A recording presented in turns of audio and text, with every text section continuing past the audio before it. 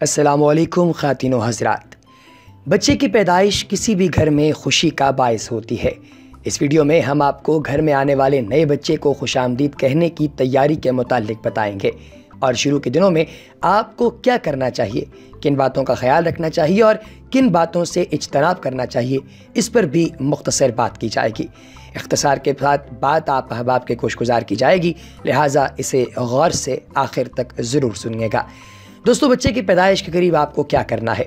सबसे पहले नंबर पर जिस हस्पताल या क्लिनिक पर बच्चे की पैदाइश मुतवक्के है, वहाँ का रास्ता, एमरजेंसी फ़ोन नंबर्स अच्छी तरीके से जहन नशीन कर लें ताकि आप फौरी तौर पर वहाँ जा सकें। दूसरा ये कि एमरजेंसी में आपके साथ क्लिनिक कौन जाएगा, उससे राब्ते का सबसे तेज़ और आसान तरीक़ाकार तय कर लिया जाए ताकि फौरी तौर पर राब्ता किया जा सके। तीसरी बात यह कि पैदाइश के बाद देखभाल के लिए कुछ दिन मदद की ज़रूरत रहती है। घर के किसी फ़र्द की निशानदही करके कुछ ज़रूरी काम अगर सौंप दिए जाएं, जैसे मेहमानों की खातिरदारी या नौमौलूद की कुछ देखभाल, तो इससे काफ़ी सहूलत हो जाती है।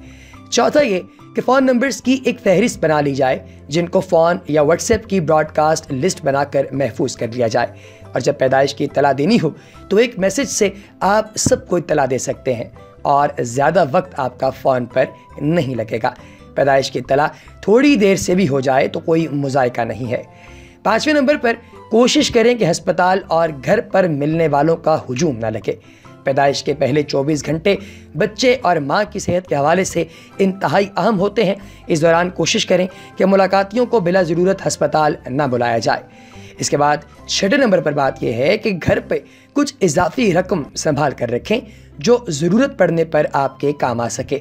सातवां नुक्ता ये कि आप अपने बच्चे को जब घर लेकर आएँ तो उसके लिए कार सीट का इंतज़ाम कर लें, जो हस्पताल से घर आते हुए बच्चे के सफ़र में सहूलत अनायत करेगी। नौमौलूद बच्चे की कार सीट कार की पिछली नशिस्त पर लगती है और पैदाइश से पहले कार सीट का इस्तेमाल और उसे कार के अंदर किस तरह नस्ब करना है अच्छी तरह से सीख लेना चाहिए। याद रखिए कि बच्चे के लिए दौरान सफ़र कार सीट ना होना बहुत ज़्यादा अहमकाना हरकत है।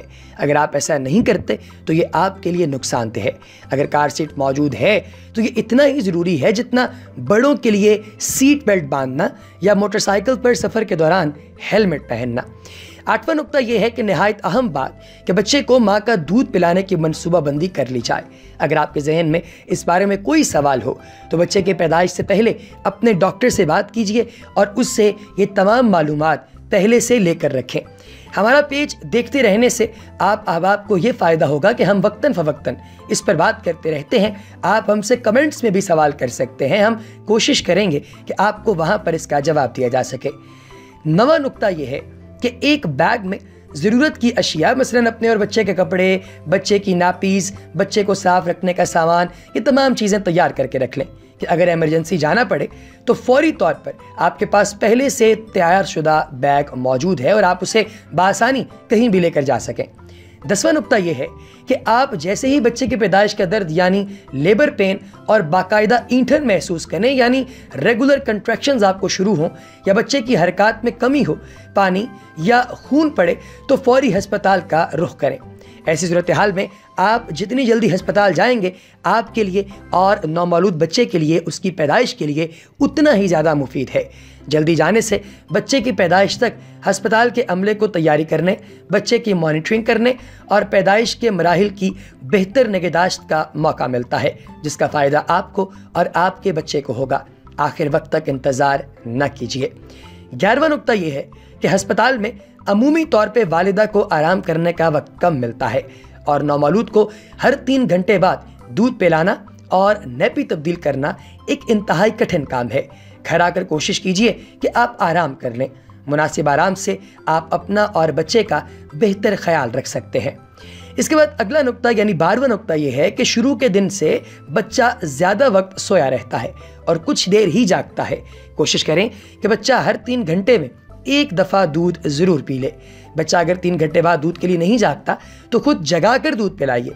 बगैर दूध पिलाए बच्चे को 4 घंटे से ज़्यादा कभी न गुजरने दीजिए। अगली वीडियो में हम आपको मज़ीद बताएंगे कि शुरू के दिनों में बच्चा कैसा होता है और अमूमी मसाइल के आसान हल के साथ साथ ماں کا دودھ پلانے کی افادیت کیا ہے، اس پر بھی بات کی جائے گی۔ ہمارا پیج اور یوٹیوب چینل دیکھتے رہیے، دوستوں کے ساتھ شیئر کرنا اور اگلی ویڈیو تک ہمارے چینل پر موجود رہنا ہرگز نہ بھولیے گا۔ آپ کا اپنا بچوں کا ڈاکٹر۔